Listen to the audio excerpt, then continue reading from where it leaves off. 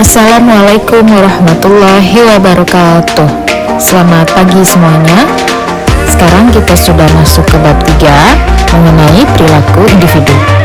Adapun subbab yang akan kita bahas pada perkuliahan kali ini adalah pengertian perilaku individu, memahami sifat-sifat manusia, memahami emosi dan suasana hati, menerapkan konsep emosi dan suasana hati dalam organisasi, persepsi dan pengambilan keputusan individu.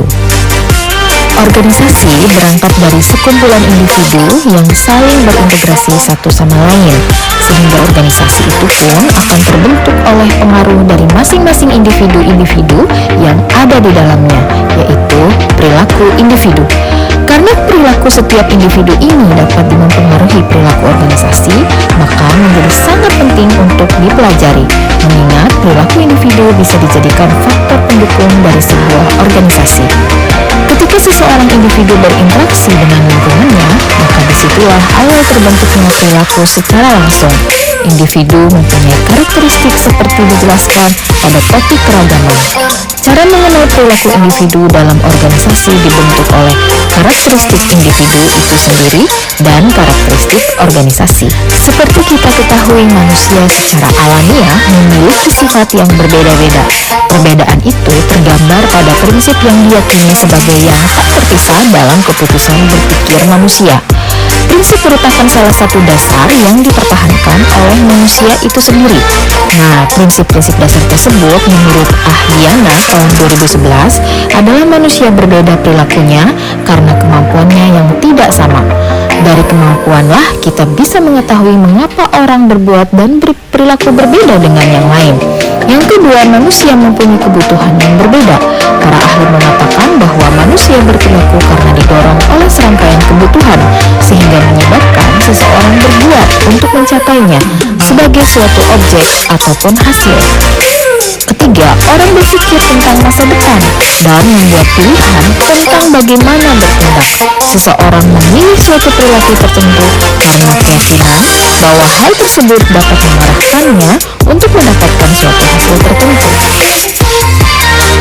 Robin and Judge tahun 2009 menjelaskan bahwa perilaku individu dalam organisasi dipengaruhi oleh beberapa faktor, yaitu 1. Sikap, attitudes, 2. Kepribadian, personality, 3. Persepsi, perception, 4. adalah pembelajaran atau learning. Sikap ini dimaksud adalah para manajer ingin mempertahankan karyawan dan tidak menginginkan peningkatan presentasi pengunduran diri. Maka dari itu sangatlah perlu memperhatikan sikap seseorang terhadap pekerjaannya. Yang kedua adalah kepribadian. Kepribadian seseorang sangat mempengaruhi adaptasi mereka terhadap pekerjaan.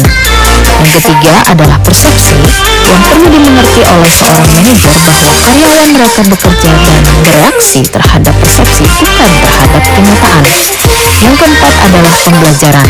Belajar di sini tidaklah selalu berfokus formal di dalam kelas. Nah, sekarang kita masuk kepada memahami emosi dan suasana hati. Tahukah kamu, memahami perilaku individu dalam organisasi sangat diperlukan oleh manajer untuk mempermudah dalam pengelolaan.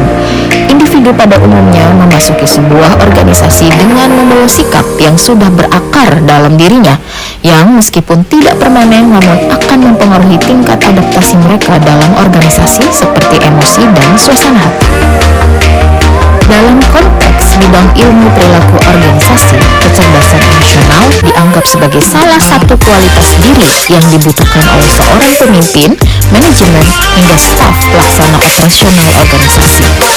Emosi dan suasana hati merupakan istilah yang sering digunakan secara bergantian.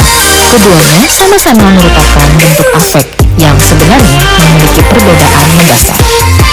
Besser dan Gibson tahun 2007 menjelaskan perbedaan keduanya melalui definisi yang sederhana namun akurat, bahwa emosi adalah perasaan yang intens ditujukan kepada pihak lain atau objek tertentu, sedangkan suasana hati atau biasa disebut juga dengan mood adalah perasaan intensitas yang rendah daripada emosi dan umumnya berbentuk dalam diri seorang tanpa didasari oleh adanya stimulus tertentu.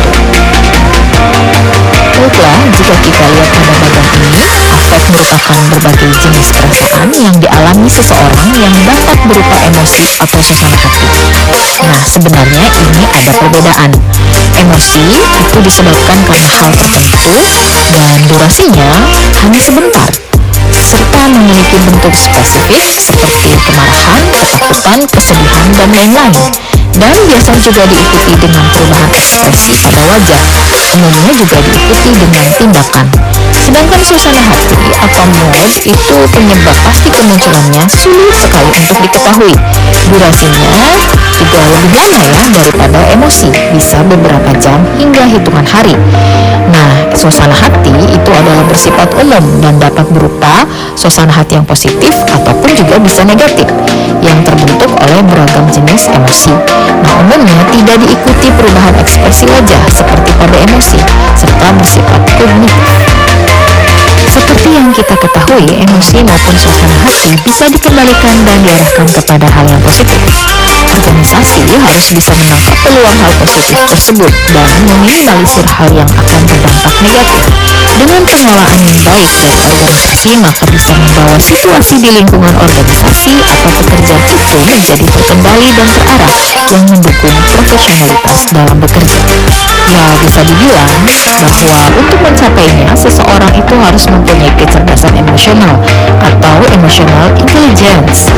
Nah, AI ini dapat didefinisikan sebagai kemampuan mengidentifikasi dan merespons reaksi emosional yang ada pada dirinya maupun juga orang lain dengan tidak melanggar norma. Nah, mahasiswa semua, di sini menurut Robin and Judge 2017 ada 6 bidang aspek emosi dan suasana hati yang bisa diaplikasikan dalam organisasi.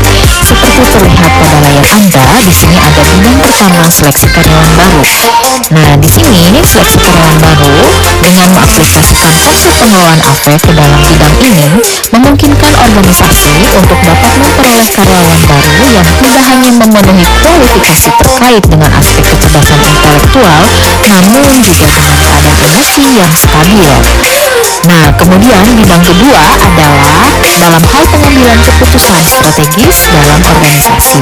Riset ilmiah membuktikan bahwa emosi dan suasana hati menjadi penentu kualitas keputusan yang diambil. Bidang ketiga adalah dalam hal perumusan solusi untuk mengatasi masalah yang dihadapi. Nah, bidang keempat adalah terkait dengan pengembangan kreativitas. Aspek kreativitas merupakan aspek kritis yang diperlukan untuk pengembangan dan peningkatan kinerja seluruh bagian organisasi. Bidang kelima adalah peningkatan motivasi kerja. Motivasi kerja dibentuk oleh pemikiran dan perasaan yang positif sehingga membawa kemajuan di dalam hidupnya. Dan bidang keenam adalah kepemimpinan. Tidak dipungkiri lagi ya, sebuah organisasi yang sukses dipengaruhi oleh pemimpin yang mampu memimpin. Seorang pemimpin dihadapkan dengan keputusan-keputusan sulit, sehingga pemimpin harus memiliki kecerdasan emosional. Nah, sekarang kita masuk kepada persepsi dan pengambilan keputusan individu.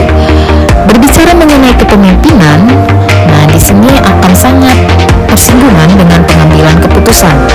Nah, pengambilan keputusan ini tidak terlepas ya dari kehidupan manusia, yaitu pengambilan keputusan untuk kepentingan pribadi dalam arti sempit dan juga pengambilan keputusan strategis yang mempengaruhi kepentingan suatu negara dalam arti luasnya. Persepsi adalah sebuah proses mengorganisasikan dan menginterpretasikan impresi sensoris dengan tujuan untuk memberikan makna terhadap lingkungan. Pada tahapan ini, kemungkinan terjadinya perbedaan antara apa yang disimpulkan dengan realitas sebenarnya dari hal yang menjadi objek persepsi. Sebagai contoh, kenyamanan yang dirasakan oleh dua orang yang menaiki sebuah mobil terkadang juga tidak akan sama.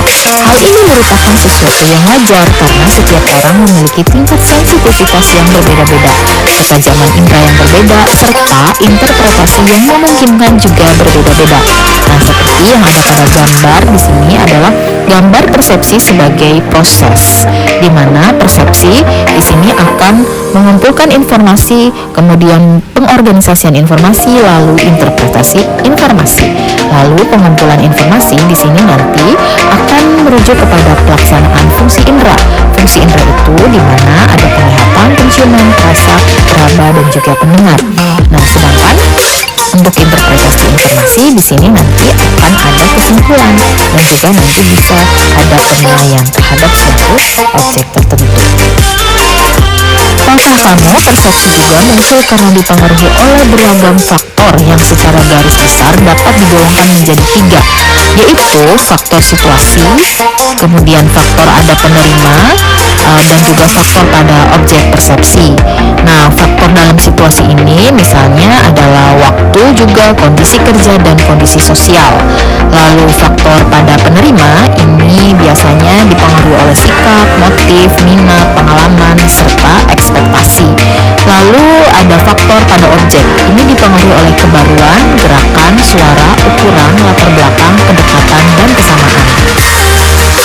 Baiklah, kita sudah selesai materinya. Sekarang kita masuk kepada deskripsi kasus, di mana di sini saya ambil diadaptasi dari Ethical Dilemmas, Case Studies Professional Accounts in Public Practice. Di sini dari UK ya, and Irlandia. Nah, di sini ada beberapa tugas yang harus dilakukan. Pertama, uraikan emosi dan suasana hati jika saudara dalam kondisi seperti ilustrasi kasus di atas. Yang kedua, jelaskan teknik dasar mengatur emosi yang saudara pilih untuk menghadapi situasi seperti kasus tersebut. Dan sesuai teori juga diuraikan pada bab ini ya.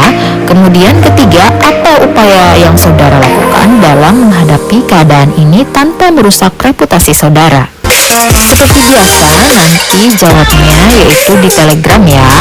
Nah, ini juga ada di page 32 di ebook ya. Tunggu dulu ya.